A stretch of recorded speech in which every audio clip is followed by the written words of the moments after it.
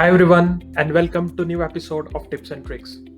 Today I'll walk you through an interesting tip on 3DSwym conversations.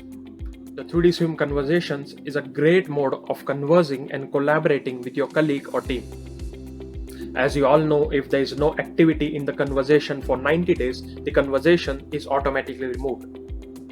But now you can disable this automatic removal and retain important conversations as long as you want.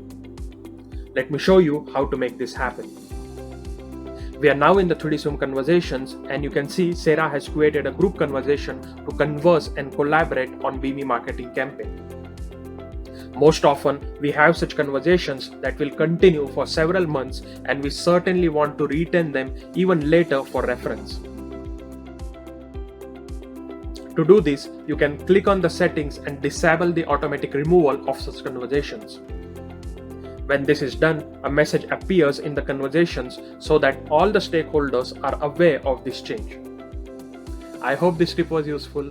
If you have any questions at all, feel free to reach out to us in the Innovia users community. Thank you.